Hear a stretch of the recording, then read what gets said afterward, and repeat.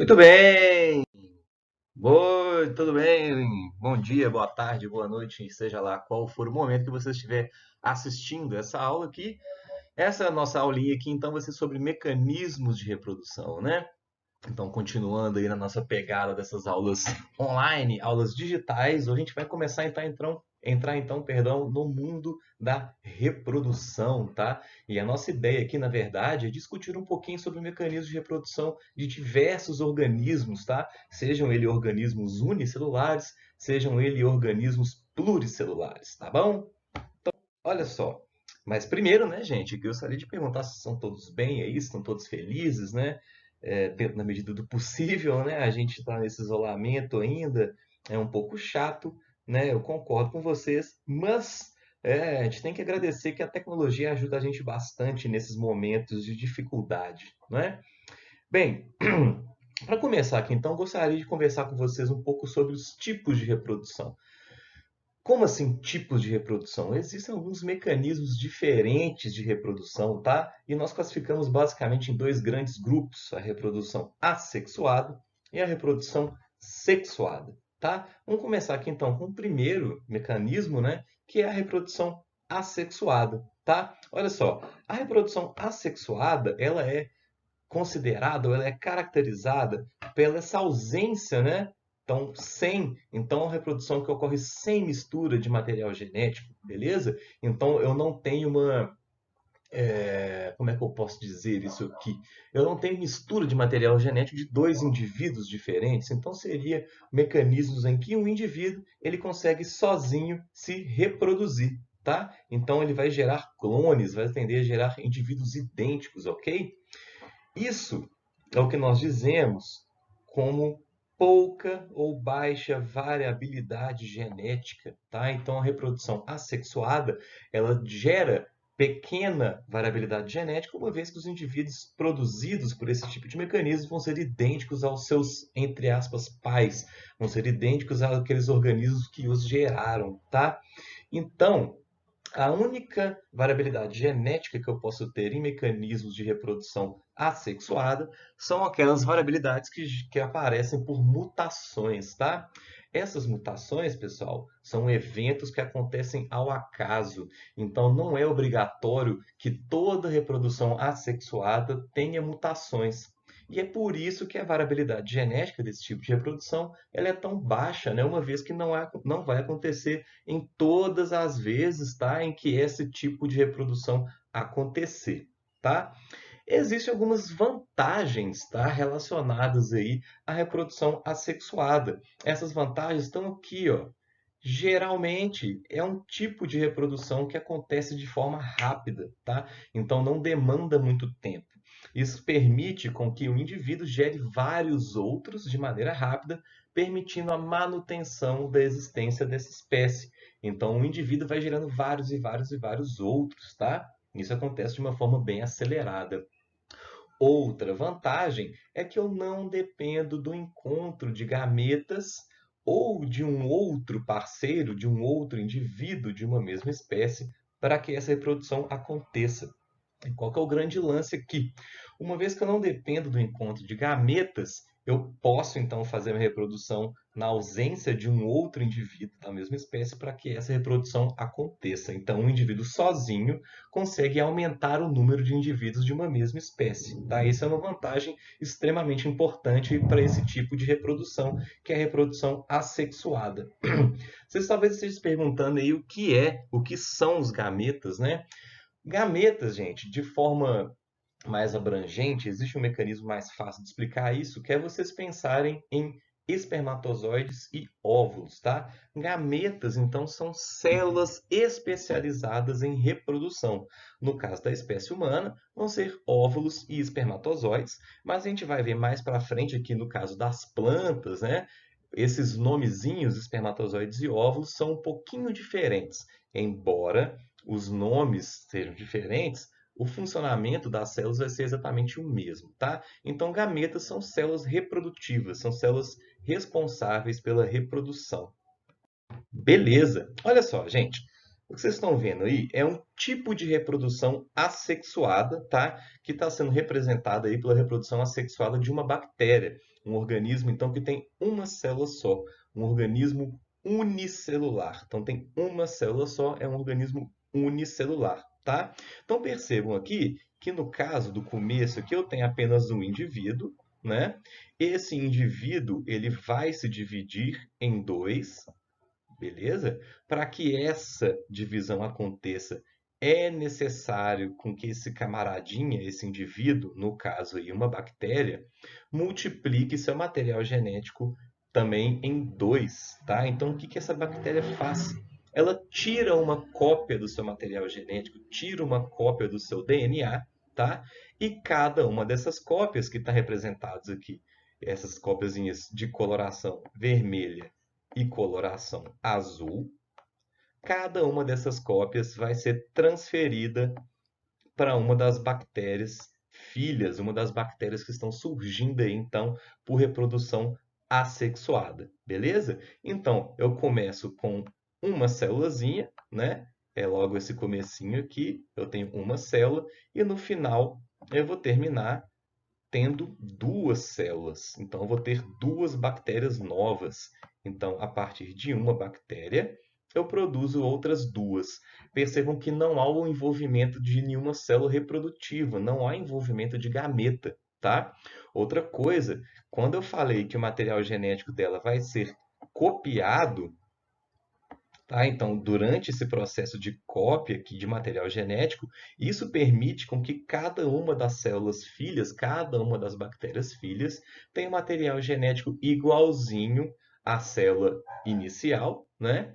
Salvo ou a não ser que tenha ocorrido algum daqueles processos que eu falei para vocês, que é o processo de mutação. Tá joia? Então, quem que faz esse tipo de reprodução? Basicamente, as bactérias, fungos e protozoários fazem esse tipo de reprodução, que é uma reprodução assexuada, na qual uma célula vai dar origem a outras duas células iguais. Beleza? Curioso, cara, é que não são apenas esses organismos unicelulares que fazem isso, tá? Alguns organismos pluricelulares também são capazes de fazer exatamente a mesma coisa, embora o mecanismo seja um pouquinho diferente. Eu não vou ter uma célula dando origem a outras duas iguais. Eu vou ter um organismo dando origem a um outro indivíduo igualzinho ao organismo original, tá? No caso que vocês estão vendo aí, é um evento de brotamento. Isso que vocês estão vendo é um animal, tá? É um animal que nós chamamos de esponja. É um animal que não parece muito um animal, tá? Mas ele é um animal sim, é uma esponja. Essas esponjas podem se reproduzir por brotamento. Então, olha só que legal, cara. Nasce um grupinho de células grudado nessa esponja, e esse grupinho de células ele vai se desligar da esponja original e vai cair no solo, vai cair no chão, tá? Esses indivíduos são indivíduos aquáticos, exclusivamente aquáticos. Não existem esponjas que se desenvolvem na terra, tranquilo? Então esse broto, ele se solta do indivíduo original, gruda-se no fundo aí do rio ou no fundo do mar, principalmente do mar, tá? Esses indivíduos são basicamente todos marinhos, embora alguns sejam de água doce. Esse broto, então, que se descola, né, que se desprende aí do indivíduo original, ele se desenvolve em uma nova esponja. Isso também é um mecanismo de reprodução assexuada. Mais uma vez, não teve envolvimento, então, tá, de células germinativas, não teve o envolvimento, então, de gametas de nenhum indivíduo. Tranquilo? Então, em animais, eu também consigo observar reproduções assexuadas. Beleza? Bom, as plantas, tá? Os indivíduos do reino vegetal, então os vegetais também podem fazer reprodução assexuada, de uma forma bem parecida com o que a gente acabou de ver ali nas esponjas. Cada bolinha dessa aqui, ó, cada mini plantinha que vocês estão observando aqui, nascendo na beirada de uma folha de uma planta maior, também é um broto. Esses brotos também podem cair no solo. Ao caírem no solo, vão desenvolver raízes e vão originar uma nova planta. Essa planta vai ser então idêntica, pelo menos de características genéticas, tá? Vai ser então idêntica a essa planta maior que produziu todos esses brotinhos. Tranquilo? Talvez alguns de vocês tenham algumas plantas parecidas com essa aí da imagem na casa de vocês. Perguntem para os seus pais se eles têm esse tipo de planta em casa, tá? Ou então pergunte para os seus responsáveis, para sua família, enfim, se existe algum tipo de planta parecida com essa aí da imagem. Beleza? Bom, aí então, gente, eu vou começar a falar para vocês do segundo tipo de reprodução, que é a reprodução sexuada, a reprodução mais abrangente, né, dentre os animais e as plantas, principalmente, que é a reprodução sexuada. Tranquilo? É uma reprodução, então, que diferente da reprodução assexuada, ela ocorre, então, com a mistura de material genético. Então, eu vou ter material genético vindo de dois indivíduos diferentes. No nosso caso, eu sou mistura de material genético do meu pai e da minha mãe. Eu tenho metade do meu material genético, então, de origem paterna. A outra metade do meu material genético vai ser de origem, então, materna. Tá? Beleza? Ao contrário, então, do que acontece na reprodução assexuada, eu apresento, então, na reprodução sexuada, uma grande variabilidade genética, tá? Por que que isso aqui acontece? Porque, então, eu estou misturando material genético de dois indivíduos, tá? Então, aquele carinha que surge por reprodução sexuada, ele jamais vai ser idêntico a algum dos seus pais. Ele vai ser até parecido, mas ele jamais vai ser idêntico aos pais, tá?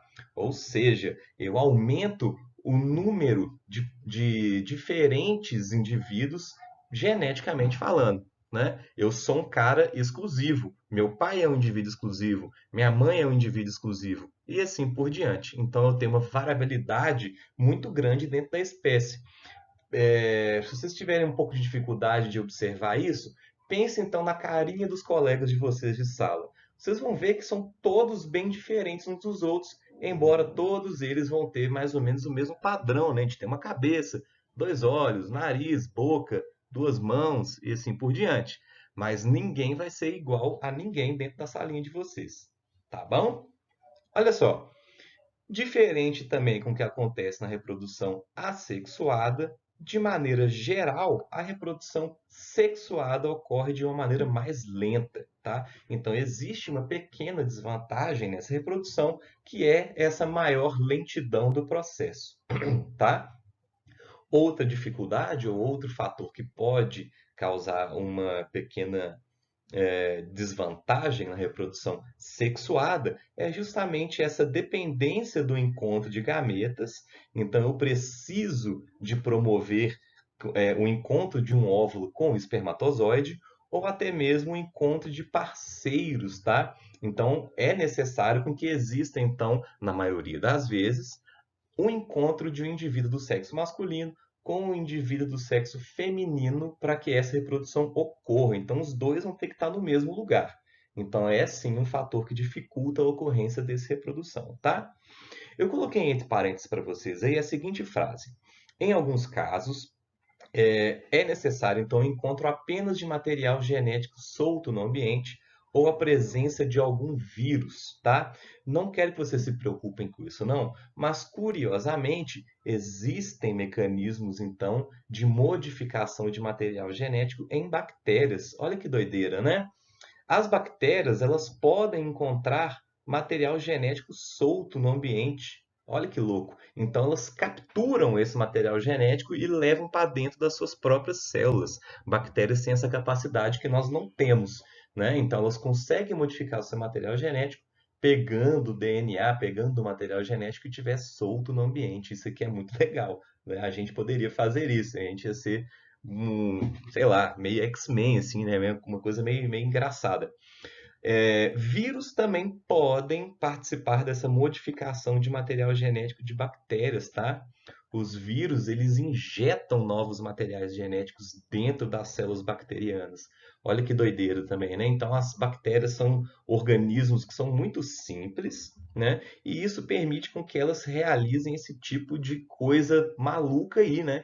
Que é de sofrer modificações de material genético, seja capturando um material, um pedaço de DNA que estiver solto no ambiente, ou seja, pela participação de um vírus, tá? Não se preocupa com isso aqui não, isso aqui é só curiosidade, tá, gente? Que eu estou falando para vocês, essa parte entre parênteses aí não é o nosso foco aqui da aula de hoje. Tranquilo até aqui? Então vamos lá.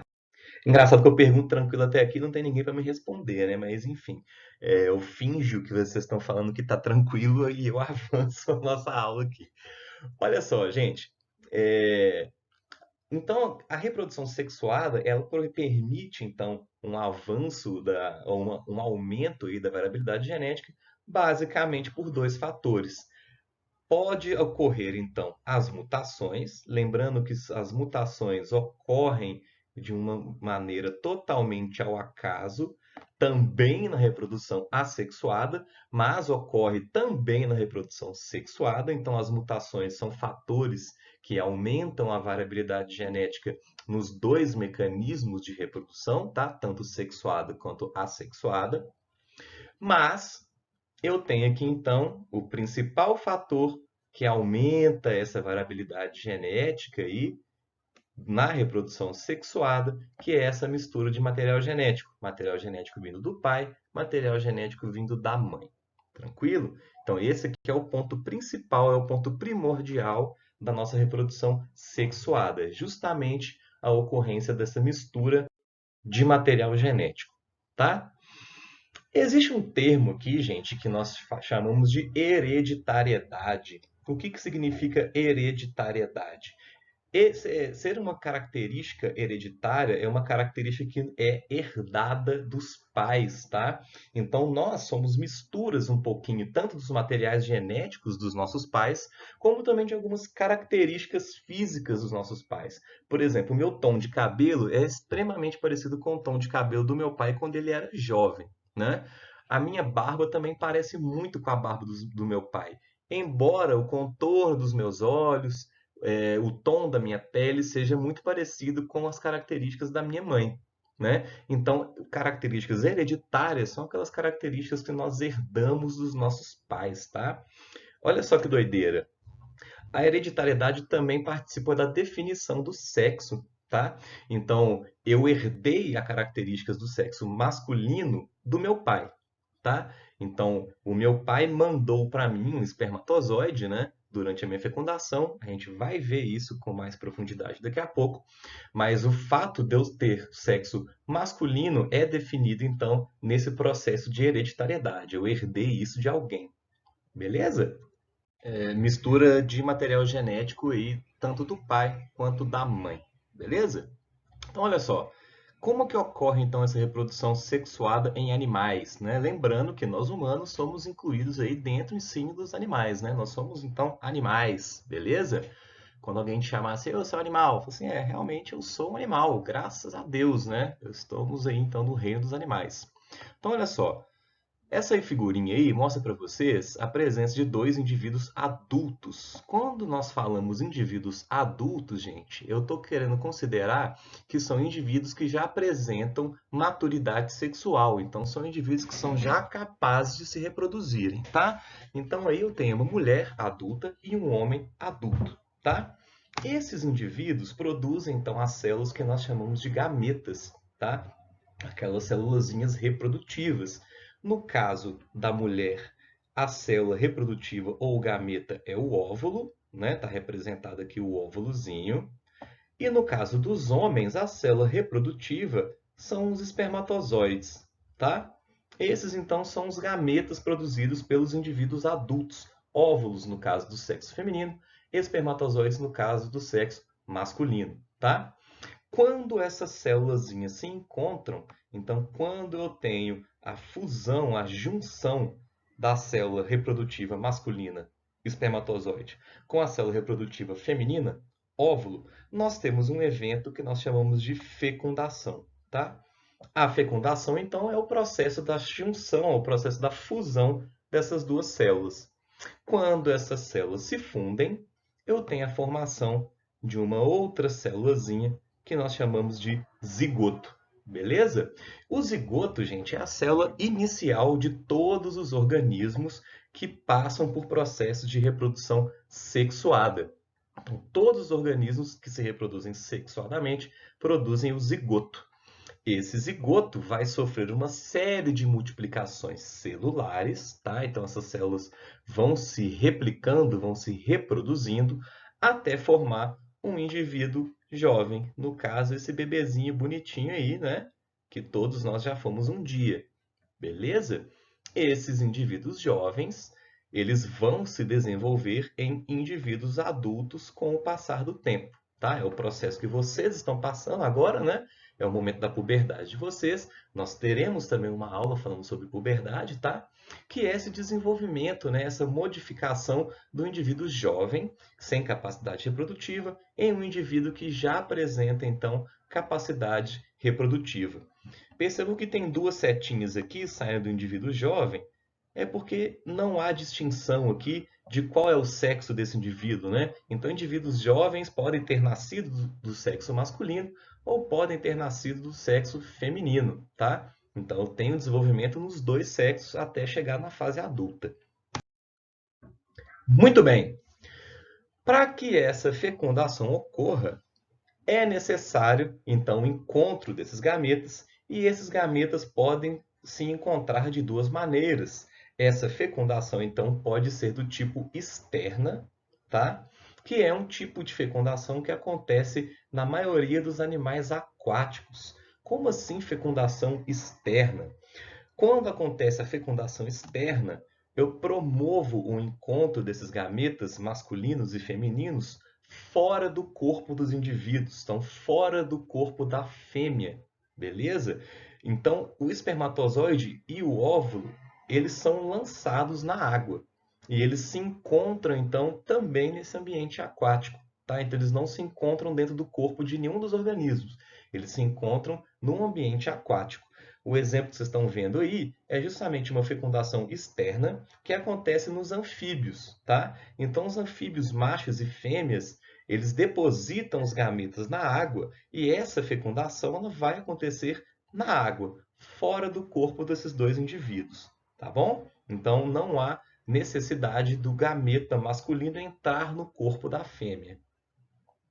Em contrapartida, existe um outro tipo de fecundação, que é o que nós chamamos de fecundação interna. Interna porque ela acontece dentro do corpo da fêmea. Então, os gametas masculinos, os espermatozoides, são lançados dentro do organismo feminino. E é justamente dentro do organismo feminino que vai acontecer o encontro do gameta masculino, espermatozoide, com o óvulo, que é o gameta feminino. Por isso, então, que nós chamamos esse tipo de fecundação interna, acontece dentro do corpo da fêmea, tá? Esse tipo de fecundação promove uma maior chance de sucesso reprodutivo. Como assim maior chance de sucesso reprodutivo? Uma vez que eu coloquei os gametas dentro do corpo da fêmea, é muito mais provável que esses espermatozoides encontrem de fato com os óvulos da fêmea, né? O que pode não necessariamente acontecer quando esses gametas são lançados na água. Por isso que a fecundação interna, a fecundação feita dentro do corpo da fêmea, promove uma maior chance de sucesso reprodutivo. Eu aumento a possibilidade desse encontro dos gametas, uma vez que eu estou colocando os gametas colocando os gametas masculinos, perdão, justamente aonde os gametas femininos são produzidos, que é dentro do organismo do sexo feminino, tá? Beleza. Olha só. Ainda então pensando em fecundação interna, eu tenho alguns tipos de desenvolvimento, perdão, alguns tipos de organismos, tá? Que nós separamos em três grupinhos. Animais ovíparos, animais ovovivíparos e animais vivíparos, né? Muitos nomezinhos aí, vocês sabem que dentro desse mundo biológico a gente adora nome. Já falei isso para vocês algumas vezes, né? O biólogo é um cara que ama nomes, tá? Olha só, animais ovíparos, eles depositam os ovos no ambiente, tá? Então, eu tenho a fecundação, que ocorre dentro da fêmea. Essa fecundação vai produzir um ovo.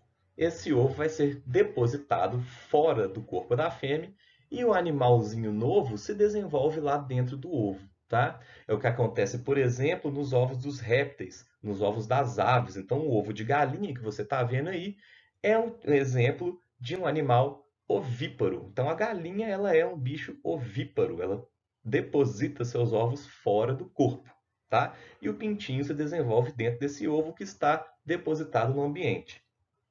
Eu tenho animais que são ovovivíparos.